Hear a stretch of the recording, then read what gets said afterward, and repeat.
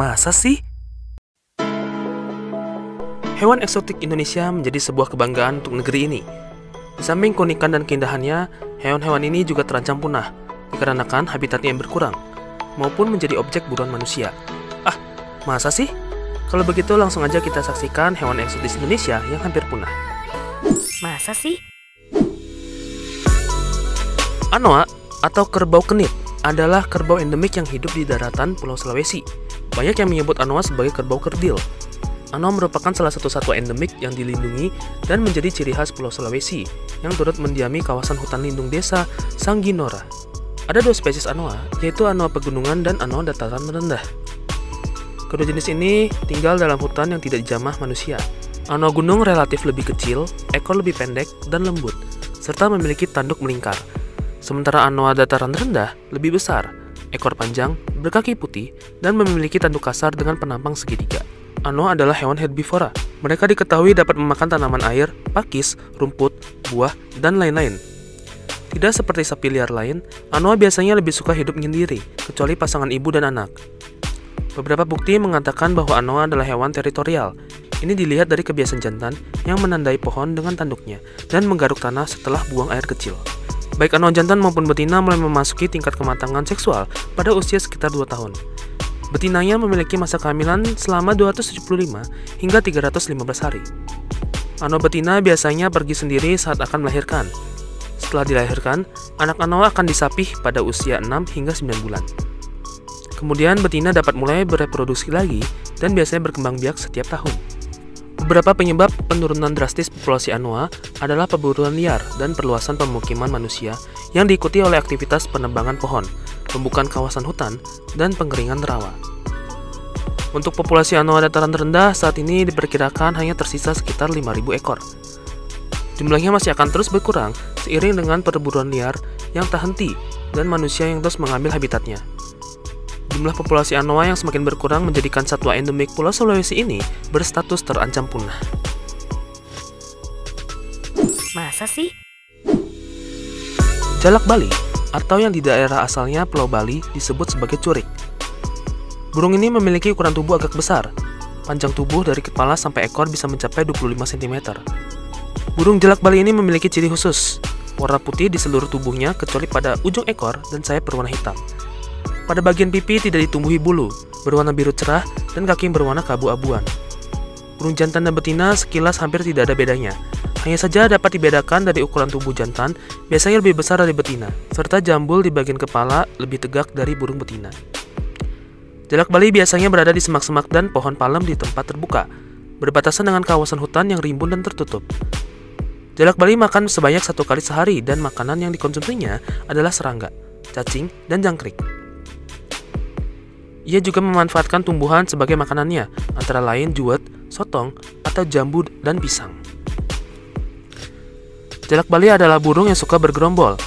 Tetapi, jika sudah menemukan pasangannya, maka burung-burung tersebut akan hidup berdua. Mereka membuat sarang dari pepohonan dengan tinggi kurang dari 175 cm. Di alam, burung ini menunjukkan proses berbiak pada periode musim penghujan, berkisar bulan November hingga Mei. Telur jalak Bali berbentuk oval dan berwarna hijau kebiruan. Untuk pengeraman telurnya, jalak Bali memerlukan waktu selama 17 hari. Jalak Bali sebagai salah satu burung eksotis di Indonesia sering menjadi incaran para kolektor burung maupun perburuan liar demi mengejar harga mahal burung ini. Populasi burung jalak Bali saat ini sangat terancam kepunahan. Habitatnya yang mulai terganggu oleh pemukiman masyarakat maupun lalu lalang masyarakat di sekitar habitat jalak Bali. Masa sih? Tanah Papua memiliki sejumlah keindahan flora dan fauna yang memukau. Salah satunya yang terkenal adalah burung cendrawasih. Saking cantiknya, hewan bersayap ini mendapat julukan si burung surga. Berdasarkan arti nama atau etimologi cendrawasih, merupakan gabungan dari 2 kata, yaitu cendra yang berarti dewa atau dewi, dan wasih yang berarti utusan. Pada umumnya, burung cendrawasih memiliki bulu berwarna cerah dengan kombinasi hitam biru, kuning, coklat, merah, ungu, hijau, dan putih. Burung yang biasa hidup dalam kelompok kecil ini biasanya akan berkumpul ketika memasuki musim kawin. Misalnya, spesies cendrawasih kuning kecil biasanya akan terlihat hidup bersama dengan 3 atau lebih sepasang jantan dan betina, ataupun berjenis kelamin yang sama. Dalam menarik perhatian di musim kawin, biasanya pejantan akan membersihkan paruhnya, membersihkan sarang, dan menari memperlihatkan keindahan bulu yang dimilikinya agar cendrawasih betina jatuh hati. Selain itu, kicauan yang menarik dan khas akan dikeluarkan burung cendrawasih untuk mendapatkan pasangan. Meskipun usaha yang dikeluarkan begitu luar biasa, siapa sangka bahwa burung ini termasuk kelompok dimorfik seksual, yaitu akan berpoligami. Burung cendrawasih merupakan satwa yang dilindungi, sebab keindahan bulunya itu menjadi sasaran empuk para pemburu liar. Alhasil, pemerintah Indonesia sepakat jika burung cendrawasih termasuk ke dalam satwa yang dilindungi. Masa sih? Badak Jawa atau Javan Rhino alias Rhinoceros sondaicus merupakan salah satu spesies badak yang paling terancam punah. Badak Jawa tergolong dalam ordo hewan berkuku ganjil atau Pedes dactylia. Kulitnya tebal, berlipat-lipat seperti perisai sehingga nampak seperti bongkah batu besar. Ukuran tubuhnya jauh lebih besar dari badak Sumatera. Cula badak Jawa jantan biasanya lebih besar dari betinanya, sedangkan cula badak betina hanya berupa tonjolan di atas kepalanya. Penglihatannya kurang tajam, tapi pendengarannya dan penciumannya sangat tajam. Oleh sebab itu, badak bisa mengetahui adanya bahaya atau musuh yang akan datang dari jarak jauh. Badak Jawa adalah herbivora yang mengkonsumsi berbagai jenis tanaman, terutama bagian pucuk, ranting, dedaunan muda, dan buah yang jatuh. Badak Jawa biasanya mencari makan di daerah yang cerah di dalam pembukaan hutan, semak belukar, dan jenis vegetasi lain yang tidak memiliki pohon besar. Untuk mendapatkan makanannya, badak merobohkan anakan pohon dan menggunakan bibir atasnya yang lentur untuk mencengkeram pohon. Populasi badak Jawa pernah mengalami titik krisis pada tahun 1960-an. Faktor utama berkurangnya populasi badak Jawa adalah perburuan untuk culanya. Memburuknya habitat telah menghalangi pemulihan populasi badak yang merupakan korban perburuan untuk cula. Untuk menghindar dari bahaya kepunahan idealnya, ada lebih dari 500 ekor yang hidup di alam liar dengan sebaran habitat yang lebih luas. Sekarang Taman Nasional Ujung Kulon menjadi satu-satunya habitat alami badak bercula satu ini. Masa sih? Selain keberagaman budayanya, Indonesia juga terkenal akan keberagaman satwanya. Salah satunya adalah harimau Sumatera. Harimau sendiri adalah kucing terbesar di muka bumi. Harimau Sumatera yang dikenal sebagai predator ini merupakan salah satu subspesies harimau yang masih bertahan hidup.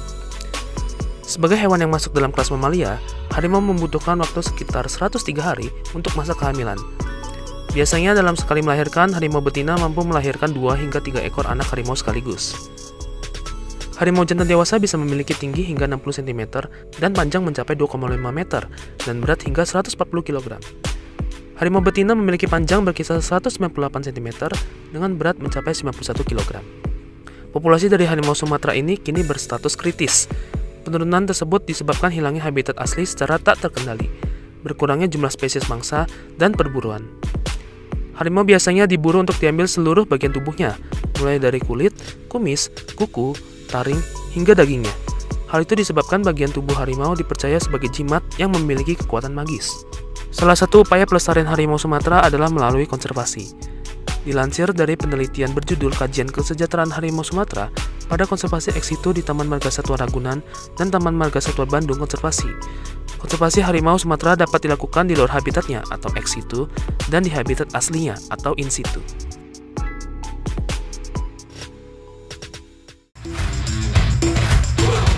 Masa sih? Masa sih?